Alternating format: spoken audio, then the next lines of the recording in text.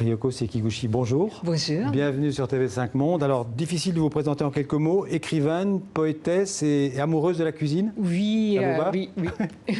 Alors, d'où vient cette passion pour la cuisine? D'abord, c'était ma mère qui avait une école de cuisine. Une école de cuisine? Oui, et j'avais mon grand-père qui était éditeur.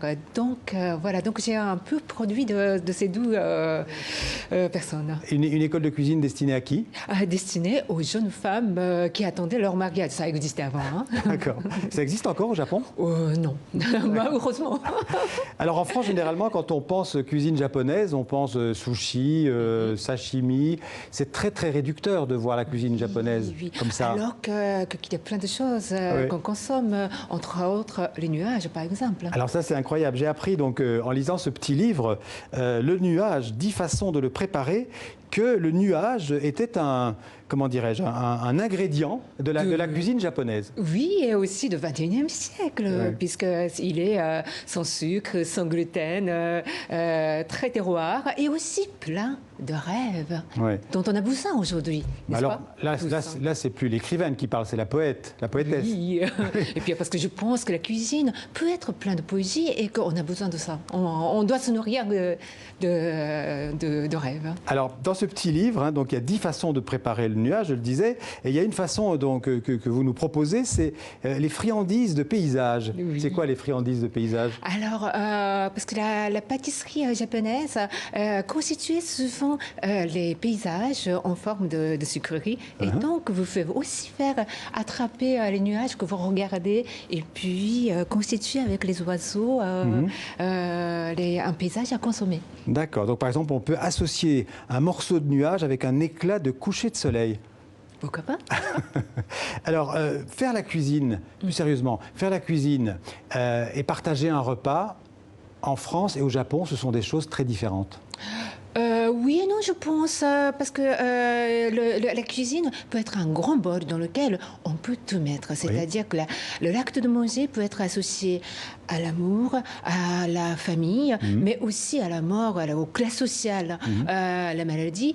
En fait, c'est aussi pour ça que je voudrais toujours relier la cuisine avec la littérature, parce que c'est l'acte qui est au cœur de notre vie. Mais par exemple, au Japon, on mange aussi en famille. C'est important, le repas familial? Oui, bien sûr. Et aussi, c'est là... Encore aujourd'hui? Encore aujourd'hui? Encore aujourd'hui, un peu, oui.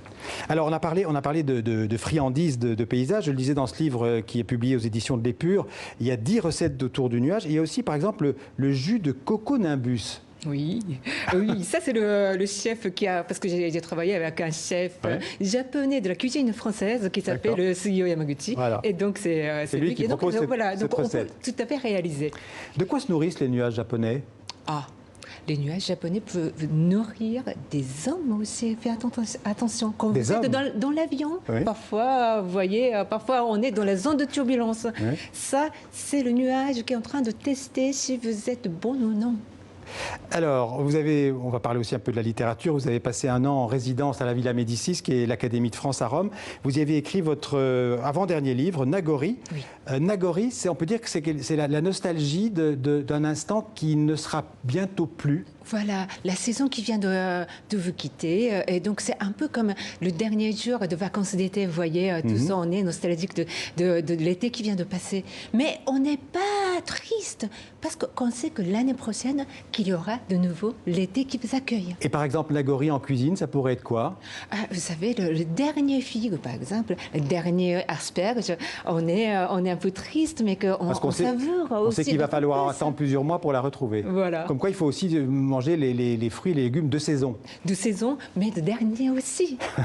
Alors, vous traduisez, je le disais, de grands auteurs en japonais, notamment Attic Raimi, Mathias Sénard, Patrick Chamoiseau, et puis Michel Houellebecq. Oui. Il est lu, il est bien apprécié au Japon, Michel Houellebecq? Il est très lu. Il est très lu, mais aussi, pour être dans la francophonie, Patrick Chamoiseau, par exemple, la littérature caribéenne est très appréciée parce que je pense qu'on partage le côté insulaire. D'accord. Merci beaucoup, Ryoko Sekiguchi. Donc, je rappelle votre dernier livre chez POL, Nagori. Et puis, bien sûr, pour les amoureux de cuisine et de cuisine un peu spéciale, 10 façons de préparer le nuage. Donc, c'est aux éditions de l'Épure. Merci beaucoup. Merci beaucoup.